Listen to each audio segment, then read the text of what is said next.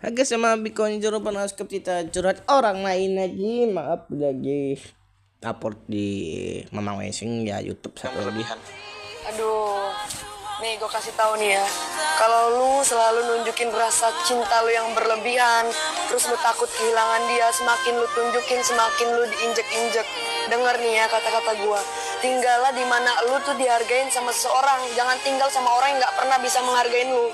Zaman sekarang mah nggak harus selalu cowok yang ngejar, lu jadi laki-laki jangan terlalu murahan juga, terlalu ngemis-ngemis.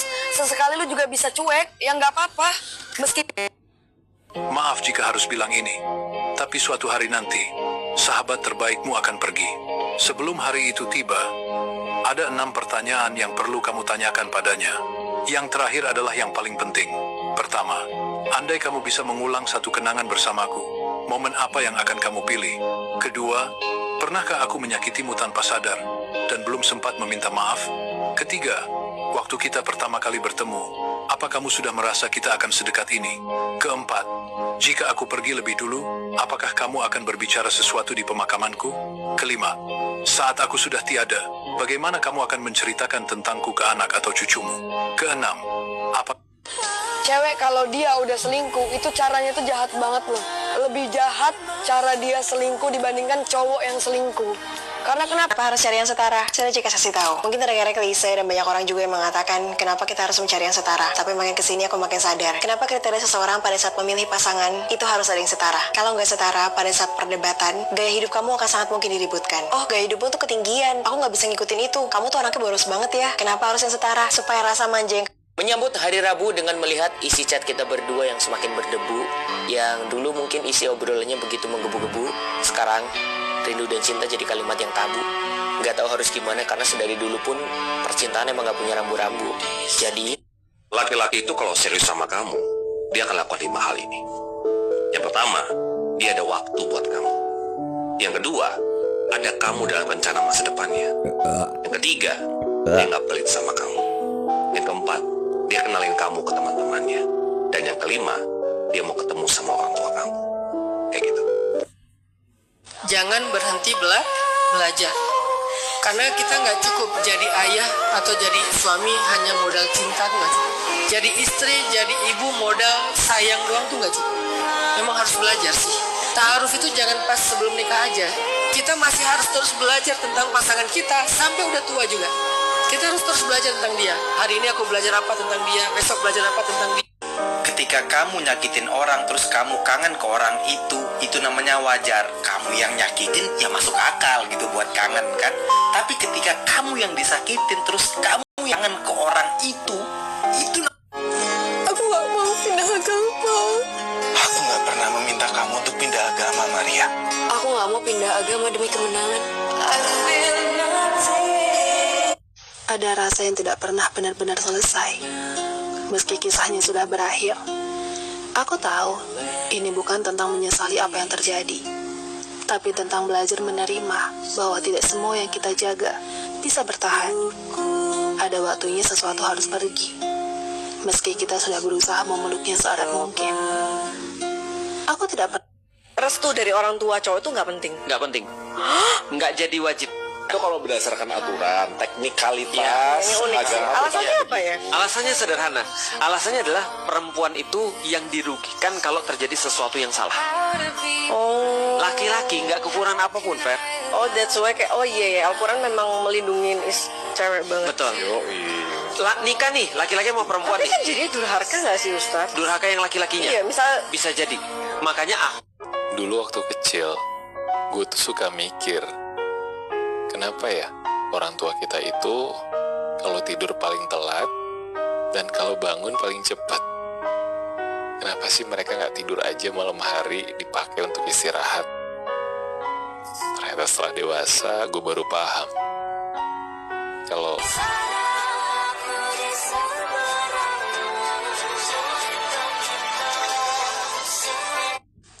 buruknya ketemu mantan, sesakit-sakitnya apa yang dia bikin, tetap dia adalah pelajaran berarti. Dari dia katong belajar bahwa ini salah, itu salah, harus perbaiki ini dan itu. Katong harus bisa jadi lebih baik dari dia yang di masa lalu. Jadikan dia sebagai pelajaran. Seng usah benci dia, seng usah Sekarang gue bakal milih pasangan pakai otak, nggak pakai cinta. Itu cowok rugi 3 hal bang: duit, waktu, perasaan. Kalau kata orang kan pacaran tuh modal ya, tapi kalau gue nggak nyebut itu modal, itu kerugiannya sih. Karena modal itu kan untuk dapat keuntungan. Coba lu pikir deh, lu dapat keuntungan apa dari pacaran? Bahkan dilihat dari sisi positifnya aja nggak dapat bang. Bisa berhubungan sama calon istri sebelum menikah. Pertama, lu belum tentu jadi sama dia.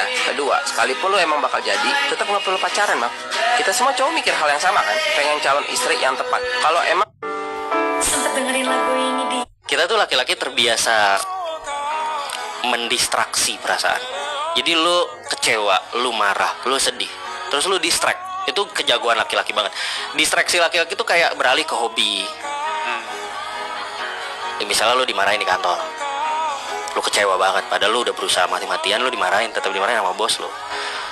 Terus bukannya lu meluapkan perasaan tersebut. Kalau cewek sakit hati sama pasangannya ya, cewek ke teman-temannya dia nangis, ke kakaknya atau kemana dia nangis, dia cerita semua, udah keluarin aja nggak apa-apa, semua ngasih masukan gini, udah selesai masalah. Walaupun sakitnya masih ada, cuma seenggaknya lebih tenang, ya kan? Cowok kalau udah sakit hati sama pasangannya, ngurung diri, karena bertahan sama orang karena harapan. Ngapain?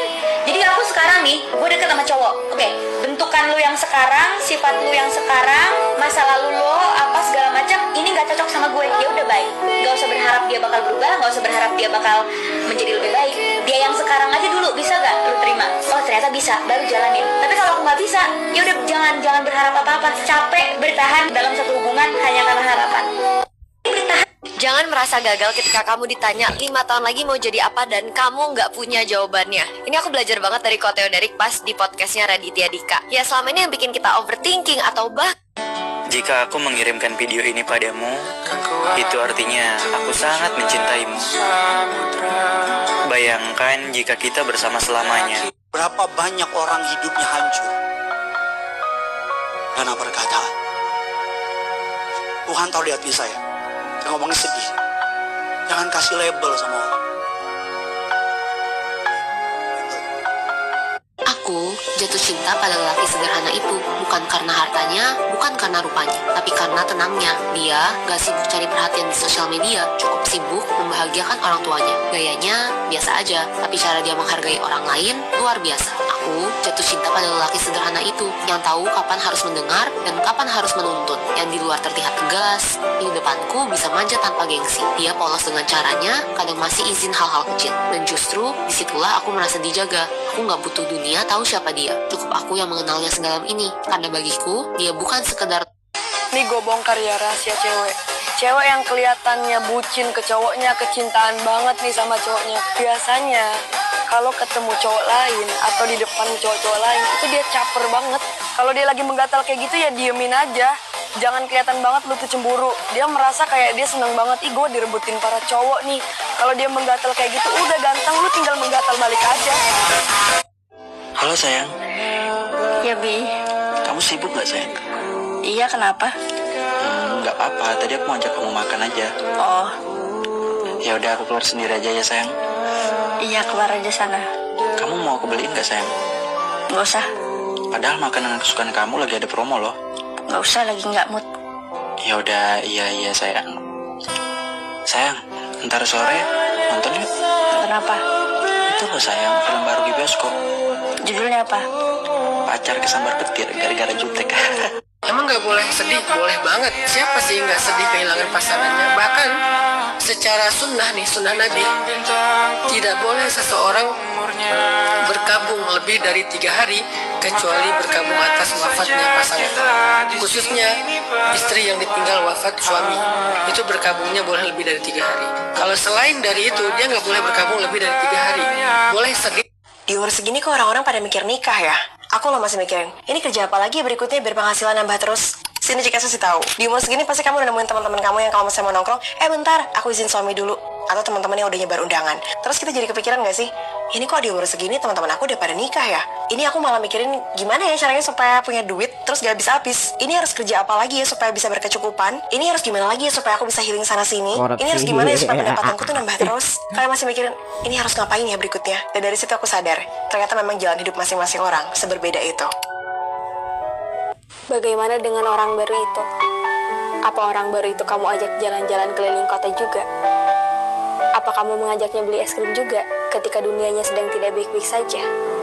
Atau apakah orang baru itu selalu kamu beri bunga di hari ulang tahunnya juga? Kutipan dari buku Aku Kalah Dengan Orang Barumu. Hidup itu lucu ya, kamu udah sebegitunya nyakitin dia, tapi orang yang kamu sakitin masih bisa ngobrol dengan baik banget sama kamu, dengan ada yang sama lembutnya, dengan sama sopannya, dengan sama menghargainya sama kamu, dengan sebegitunya menghargai kamu, meskipun dia udah sakit banget, dan sangat mungkin orang itu masih mendoakan kesuksesan kamu di masa depan. Lucu kan? Fisik sakit itu kelihatan. Iya. Lukanya segede apa kelihatan, sembuh nggak semuanya kelihatan. Kalau mental kelihatan nggak? Oh, nggak kelihatan. Oh, itu satu. Yang kedua, orang sakit fisik itu bahkan nggak bisa nyakitin orang lain. Contoh, kakinya patah, nggak bisa dia matain kaki orang lain kalau kakinya patah. Tapi kalau orang sakit mental, itu bukan hanya bisa nyakitin orang lain, nyakitin sekampung bisa dia. Berarti lebih parah mana, sakit fisik atau sakit mental? Kita cewek, kita kalau mau putus sama kamu, kita gak bakalan ngomong putus duluan, tapi kita bakal buat kamu gak nyaman sampai kamu ngerasa, ih kok pacar aku berubah ya, terus kamu udah gak tahan sama kita, akhirnya kamu yang mutusin kita. Kita mau jadi korbannya. Kita mau ngomong ke seluruh dunia kalau kita disakitin sama kamu, kamu yang ninggalin kita. Jadi kamu yang bakalan nyesel karena ninggalin kita, padahal aslinya kita yang udah ngerespon cowok lain. Mungkin aku bukan sahabat yang terbaik. Aku juga tahu bahwa aku punya banyak kurangnya. Tapi sahabatku, kalau kamu dapat video ini, terima kasih ya sudah berusaha menjadi sahabat yang baik. Dan aku pun sudah berusaha untuk menjadi sahabat yang terbaik untuk kamu. Mungkin kalau buat kamu aku bukan sahabat yang terbaik, percayalah, aku tidak pernah lupa segala kebaikanmu. Dan aku tidak pernah lupa untuk menghargaimu atas segala kebaikanmu. Terima kasih ya. Mak, katanya kalau cindo pacaran tuh harus sesama Kalau Anda masih single, make use of your time. Jangan mikirin terus melulu soal pacaran. Kalau memang belum waktunya, aku sumpahi kamu, kata Kidung Agung. Di matanya kita hanya seorang teman, dan gak lebih dari itu. Yang buat kecewa dan luka itu akhirnya menjadi hebat, karena kita kira dia ngerasain hal yang sama. Dari cara dia menatap kita, dari cara dia bicara sama kita, dari perlakuan yang kita rasa berbeda. Dan kamu tahu gak sih kalau bentuk paling tinggi dari mencintai itu bukan melepaskan, tapi mencintai diri kamu sendiri dulu sebelum mencintai orang lain. Karena segede apapun rasa cintamu ke seseorang, kalau kamu belum berdamai sama diri kamu sendiri, percuma, cepat atau lambat, kamu sendiri yang bakal ngerusak hubungan itu. Makanya saranku, gak ada salahnya kalau kita mulai menata dan merawat diri dari sekarang, biar kita tahu apa yang kita butuhin, apa yang sebenarnya kurang dari kita. Nah, kalau kamu bingung, saranku konsultasi aja ke Diri Care. Karena Hai, aku mau menceritakan tentang sahabatku yang sangat berharga di hidupku. Kalian pasti punya sahabat kan? Kalau kalian punya, wajib di-tag di video ini ya. Pasti dia sangat senang. Teruntuk sahabatku, duniaku, semestaku, segalanya bagiku. Kita sangat dekat ya, sampai aku merasa tidak mau kehilangan dirimu. Tidak mau. Kenapa pria tulus kebanyakan gagal dalam percintaan? Pria tulus sering mengedepankan integritas dan tanggung jawab dibanding perlakuan romantis semata. Pria seperti itu biasanya cenderung kaku dan kadar romantisnya juga biasa-biasa saja. Dia cenderung memikirkan bagaimana cara menikah dan bagaimana cara menjalani hidup setelahnya. Seringkali wanita merasa bosan dan merasa bahwa dirinya tidak dicintai, sehingga wanita lebih memilih pria lain yang memenuhi kebahagiaannya. Sedangkan pria nakal, dia punya 1000 cara untuk mendapatkan hati wanita. Pria seperti ini cenderung punya ambisi besar untuk mendapatkan pujaan hatinya. Keduanya justru memiliki tujuan yang berbeda. Nah, kadang di situ cewek udah mulai masuk perangkapnya. Naluri wanita memang seperti itu. Dia kadang memilih sesuatu yang memberi perlakuan. Jangan karena kecewa sama manusia, Anda meninggalkan iman. Jangan karena dikecewakan sama orang Kristen, Anda tidak mau ke gereja. Yesus ngalamin di hidupnya bahwa orang yang dia tolong, kita nggak lebih di segala hal kok. Tapi kita juga bukan kurang di segala hal, pasti ada lebihnya. Ada orang yang nggak bisa berdamai dengan diri sendiri, dia memaksakan harus bisa segalanya. Kamu harus tahu batasan kamu. Kayaknya aku bisanya yang ini, bukan yang ini. Kita harus memilih, hidup itu emang pilihan kan. Antara mau mengerjakan apa, atau mau meraih apa. Kan nggak mungkin kita raih segala mimpi. Mimpi 10 orang kita raih sendiri. Mereka aja dibagi 10 orang, kita raih 10-10-nya sendiri. Ya nggak realistis. Begitu juga dalam urusan hidup, kita kenal diri kita. Oh, aku tuh lebihnya di sini. Sehingga aku akan fokus untuk menggapai ini, mengasah ini, melatih ini. Yang ini, aku emang bukan bagian aku nih. Ya udah, Ini bagian Lo mau tau nggak kenapa cowok yang ada di samping lu saat ini bucin banget sama lu? Ya karena lu tuh baik, lu cantik, lu lucu, lu orang yang suka ngajak ribut, mood swing, terus lu juga cengeng, suka ngambekan, kayak anak kecil, suka tiba-tiba nangis, suka tiba-tiba ngegigit tangan cowok lu. Ya karena lu tuh adalah lu. Dia suka sama lu, dia cinta sama lu. Ya karena memang dia cinta lu tuh cinta akan kelebihan dan kekurangan lu juga. Meskipun lu banyak ngambeknya, tapi di mata dia lu tuh udah sempurna banget jadi cewek. Lo mau... Walau pada akhirnya kamu gak berhasil aku miliki, tapi aku senang pernah ada di dunia kamu. Aku senang pernah mengenal dunia kamu. Walaupun pada akhirnya aku gak pernah benar-benar memiliki dunia itu. Tapi gak apa-apa. Mungkin dengan mengenal dan pernah hadir buat kamu aja, itu udah lebih dari cukup kali ya. Jagalah harapan orang tuamu masih hidup, juangkan sampai juangkan lagi.